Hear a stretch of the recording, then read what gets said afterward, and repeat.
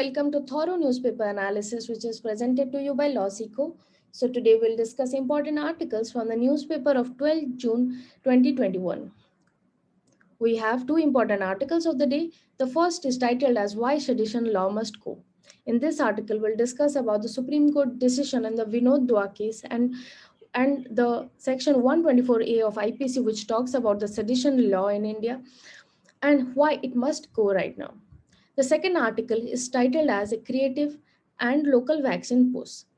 This article is from the Indian Express and it talks about vaccine hesitation which is going on in India, and it is how it is a big hindrance in the process of vaccinating population in India and what can be the proper solution to this. This newspaper analysis is presented to you by me. My name is Ankita Parida. I have completed my BTech from IIIT, MTech from Shiksha Anusandhan University, and I have completed my LLB from Fakirmon University, Odisha. And presently, I am working as a trainee associate and current affair expert with LawSikho. You can reach out to me at my LinkedIn or Twitter handle, which is mentioned here. Moving to the MCQ question for the day. United Nations Decade on Ecosystem Restoration has been launched in June 2021 by your option are UNEP, option B, FAO, option C, both A and B, and option D, none of the above. You can write your answers in the comment section. Moving to the descriptive question for the day. Thinking local and utilizing established network to create culturally resonant messages is the need of the hour to reduce vaccine hesitancy, bridge the digital divide, and achieve vaccine saturation. Comment. You can write your answers in 250 to 300 words. So if you are preparing for any kind of law examination, then do avail this facility. You can get free study materials and TNA PDF slide by joining our new Telegram channel. Our old Telegram channel has been dismantled. You can get this link to this new Telegram channel in the description box of this video. Also, you can join our Instagram channels, that is LawSikho Judiciary, LawSikho CLAT Prep, and UGC Net LawSikho.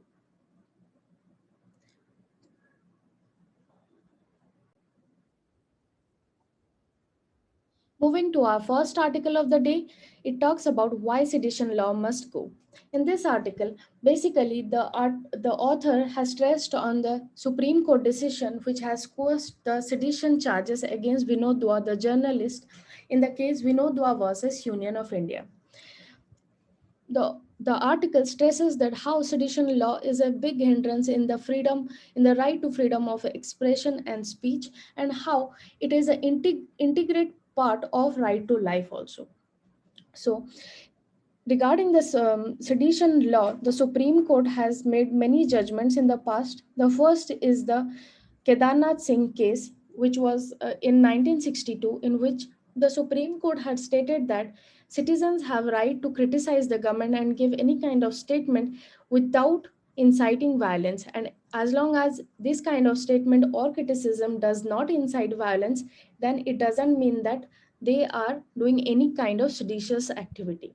Secondly, the landmark case of P. Allavi versus State of Kerala was also in the same lines, which was in 1982.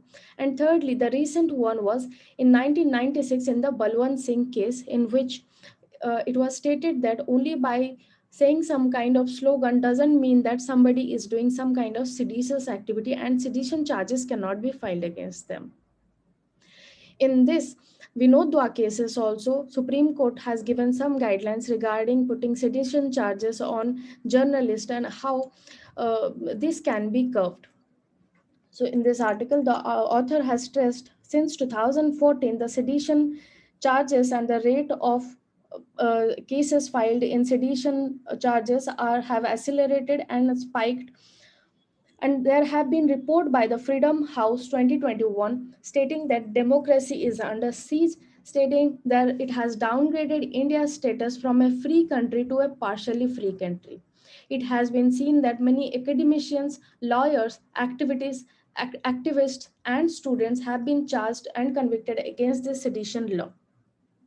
Also, it has been seen that there is a complete dishonor of Supreme Court guidelines which had been given in the Kedarnath case, which had stated about the incitement of the violence factor. Even the Pradhan Mantri has called the agitating people as Andolan Jibis. However, B.R. Ambedkar had stressed on educate, agitate, and organize. And he had stated to mobilize masses to achieve social and economic justice, one must agitate and organize, and he had definitely stressed on this. However, the present regime is completely opposite to it, and it has been seen that uh, it is suppressing the freedom of speech of the people. There has been rampant use of sedition law against all these kind of people, and it calls for a colonial regime like that was in the British time. And because of this, it has been there is a shaking of democratic system. And the main reason, and this is the main reason because of which Britain has removed this sedition law from their statutes long before. However, India still continues with it.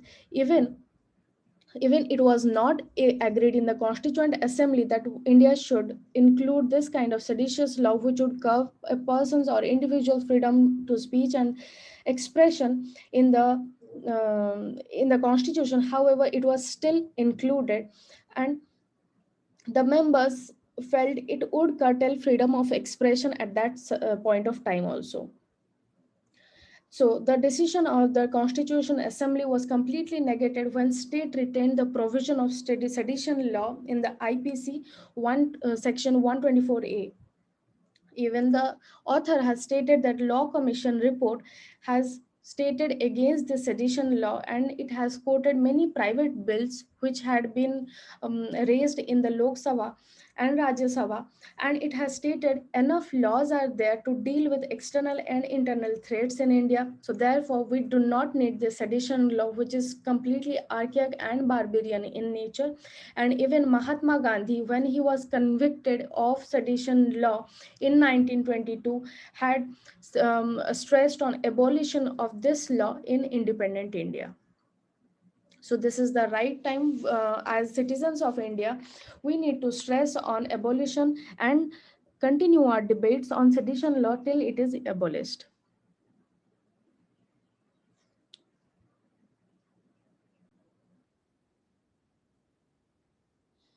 The second article of the day, we discuss about challenges in vaccinating the entire population. In this article, the author has rightly given an example of village known as Biladi in Nandurbar district of Maharashtra. It has become famous and seen in news because of its implementation of vaccination policies, and how a principal of Jilla Parishad primary school has become the crusader against misinformation against the vaccines. So Mr. Sachin Patki has uh, uh,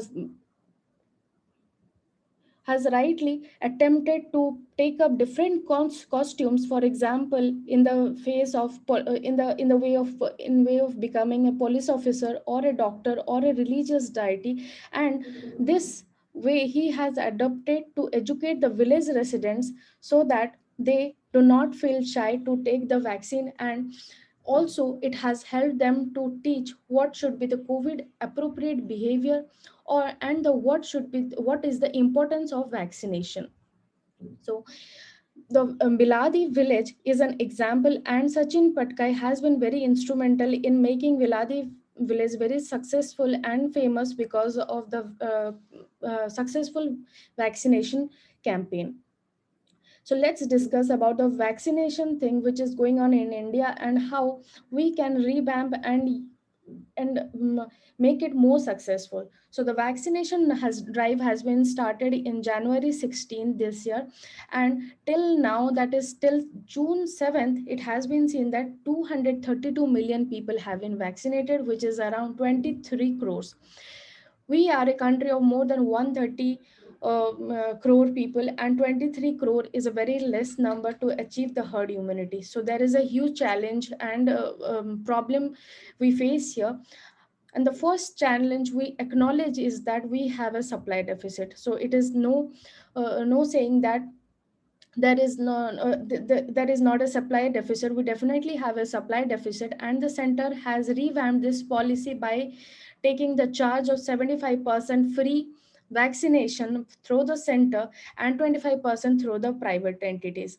And also the center has reserved 30 crore vaccine from the Hyderabad based biological e company and giving a payment advance payment of 1500 crores. But if we get this vaccination also, vaccine samples also, so how will engage them in vaccination drive successfully?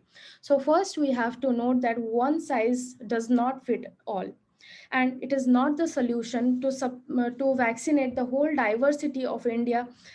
So in USA and Israel, it has been seen that motivation has been the vanguard for human psychology.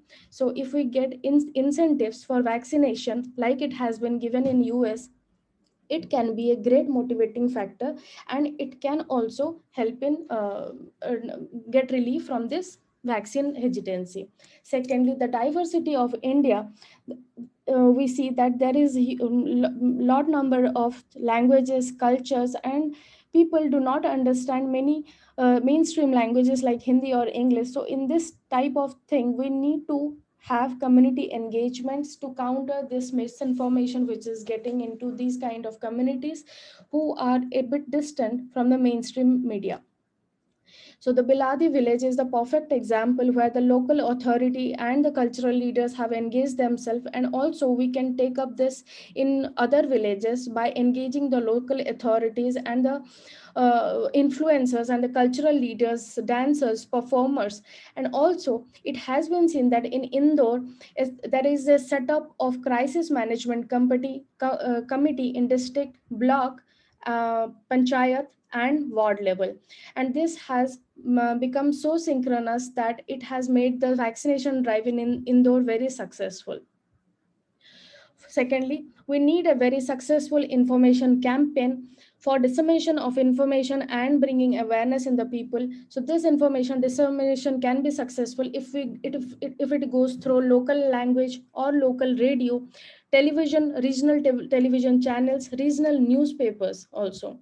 And even we can engage local artists, music, and also think about mural paintings, graffiti, dance, drama regarding this. The best example for this is Chhattisgarh, in which there is a district which has engaged tribal songs regarding this, and based on this, it has highlighted the benefits of vaccination. Next, coming to the next solution, we can have a network of ASHA workers, auxiliary nurse, midwives, and local influencers in the network. And this model has been implemented successfully in the Ramgarh district of Jharkhand. Also, we have to take in account the problem of digital divide, and as the COVID facility is kind of a digital platform, we have to take it on camp vaccination and register the 2.7 lakh common service centers network that we have today, and we can facilitate vaccination in these kind of centers also. Also, we need to take into account the unique disability identified card of the 32.38 lakh Divyangs in our country and bring them into mainstream vaccination. The author has also stressed on the problem of smartphones and connectivity in India. Everybody in the country do not possess a smartphone, then how will they access internet and register themselves in the COVID? So the government has rightly brought up this toll free number 1075. However, we can also think of having a missed call in the local level so that it can be managed in a district level very well. Also, the author has stressed the vaccine should also facilitate a pre and post counseling session so that the vaccine hesitancy can be given away with. The private entities like Pay Nearby, it's a startup and it has come up with a very good initiative.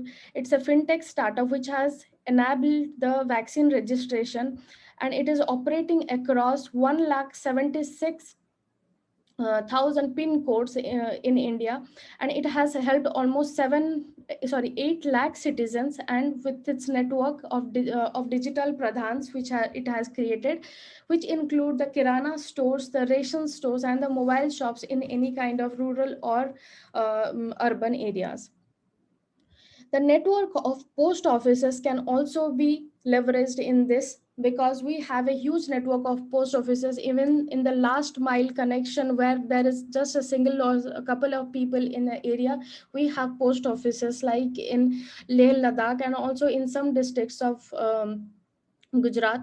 In that kind of thing, when we have a 1,54,965 post offices in our country, we can definitely use these post offices to publish the benefit of COVID vaccines, and also this can be used to show the physical, used as a physical benefit and used as a vaccination centers. The Pradhan Mantri of India, Narendra Modi, has recently announced that the district officials are the field commanders who are actually instrumental in making this a big success.